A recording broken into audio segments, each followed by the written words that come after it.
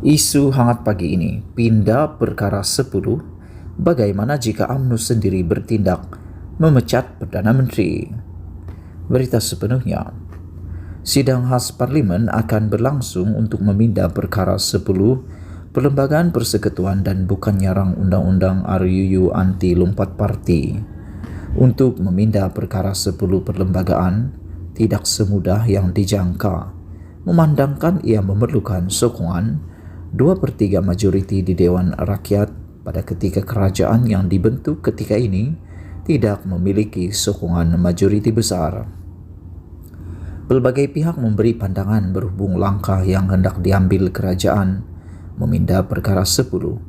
Malahan kumpulan yang cenderung dikaitkan dengan blok pembangkang juga menyuarakan kebimbangan berhubung langkah tersebut. Dalam banyak-banyak pandangan, senario yang paling membimbangkan adalah apabila sesebuah parti diberikan kuasa yang terlalu besar dan sudah pasti kuasa itu dimiliki presiden sesebuah parti itu.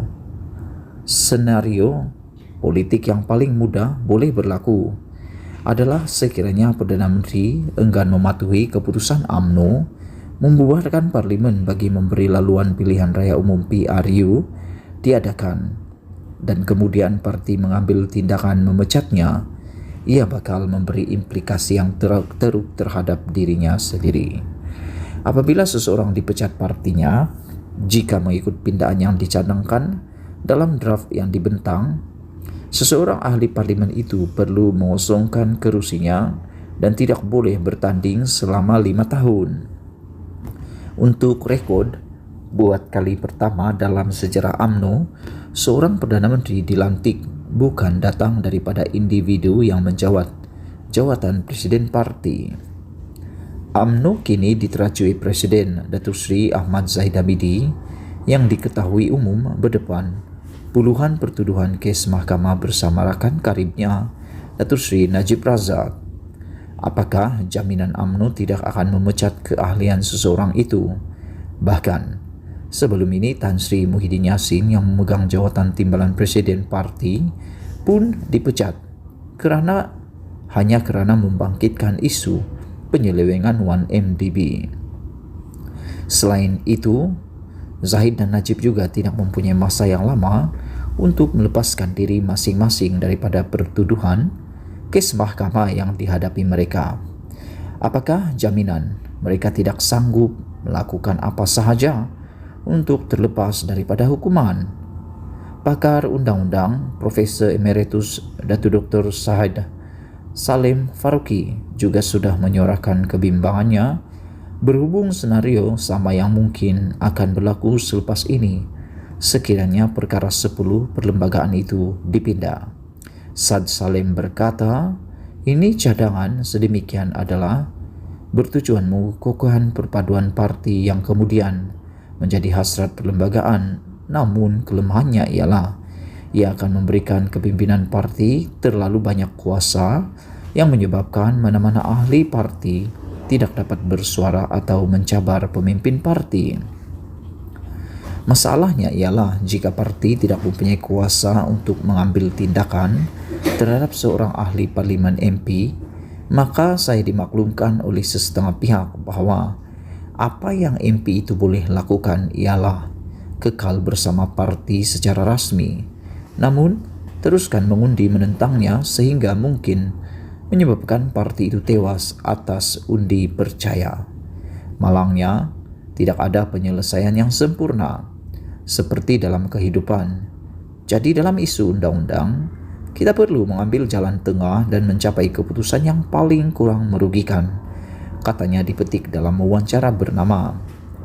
Senario yang boleh berlaku jika diteliti daripada kebimbangan yang disuarakan oleh Sad Salim adalah Perdana Menteri yang tidak mempunyai kuasa mutlak ke atas parti diwakilinya berdepan risiko paling besar untuk dipecat.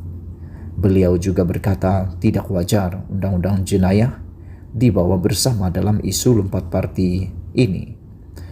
Saya telah membaca dengan agak bimbang satu cadangan yang amat ekstrim di Malaysia bahawa menukar kem setengah jalan perlu dijadikan kesalahan. pilihan raya di bawah perkara 48 dan kerusi perlu dikosongkan, serta hilang kelayakan untuk bertanding selama 5 tahun. Saya tidak fikir kita perlu membawa undang-undang jenayah ke dalam isu ini, katanya lagi.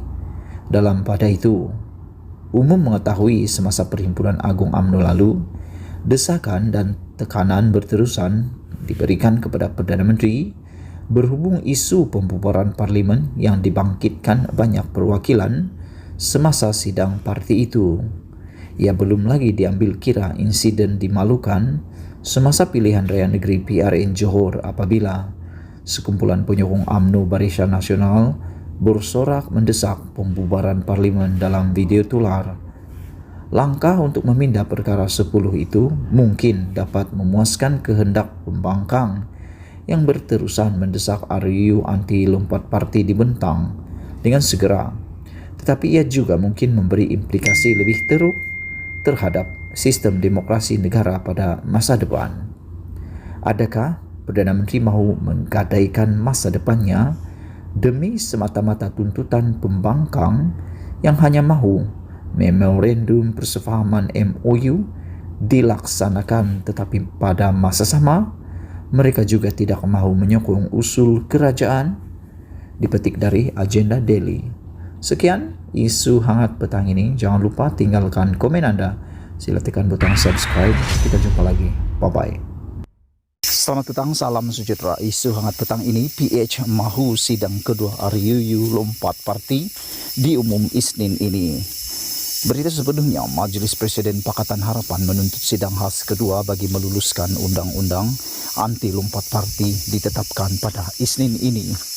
Gabungan pembangkang terbesar itu juga menggesa Menteri Bertanggung Jawab membentangkan pindahan perlembagaan berkaitan pada hari itu, turut menyatakan dengan jelas di Parlimen apakah prinsip asas undang-undang yang bakal dibentang dan diluluskan.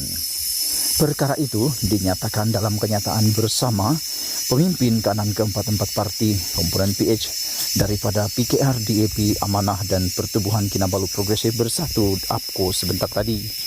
Pakatan Harapan percaya dengan meluluskan pindahan perlembagaan dan RUU anti lompat parti, kepercayaan rakyat terhadap proses pilihan raya dan demokrasi berparlimen akan mula dipulihkan, kata mereka.